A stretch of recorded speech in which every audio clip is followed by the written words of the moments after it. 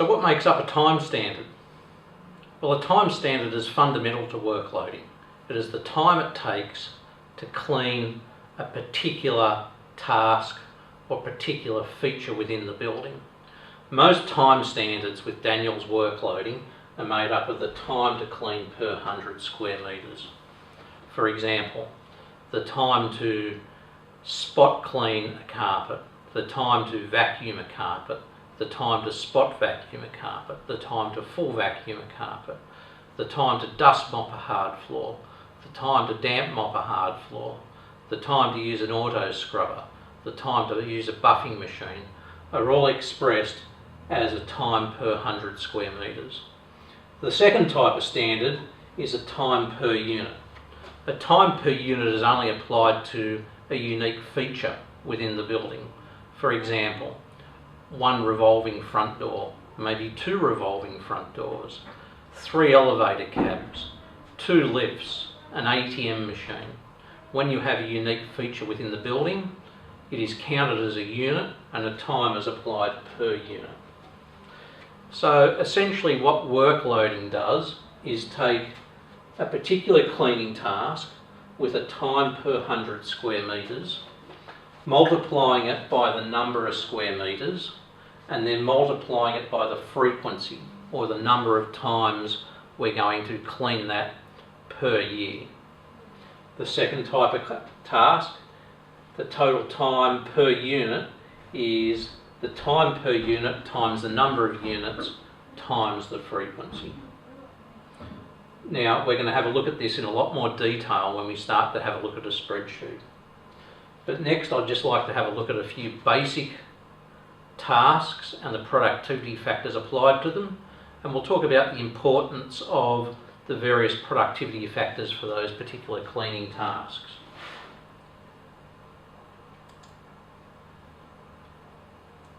So as a few examples, the first one I'd like to highlight is a buffing machine. A slow speed machine takes approximately 20 minutes per 100 square metres. A high speed straight line electric machine takes 10 minutes.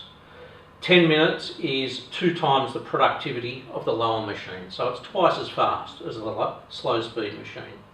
A gas machine will clean at 5 minutes per 100 square metres or better, which is 4 times the productivity of a slower machine.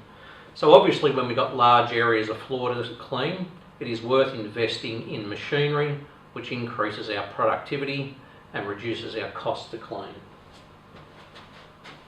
The next one I'd like to highlight to you quickly is damp mopping versus spot mopping. Damp mopping means damp mopping the entire floor, and it takes approximately 15 minutes, 100 square metres. Spot mopping takes approximately 2.1 minutes per 100 square metres. What I mean by spot mopping is you only mop where there's soil on the floor. So you only spot where there's visible soil on the floor. So the difference in time there to spot mop compared to damp mop is about 20% of the time. So it takes 20% of the time, or 80% less time, to spot mop a floor compared to damp mopping a floor. Now that's a very important task for both you and your cleaners to understand. Dust mopping a floor takes approximately 5.5 minutes per 100 square metres. Now the thing I want to point out to you here is to clean a hard floor on a daily basis, you must at least damp mop, you must at least dust mop and spot mop.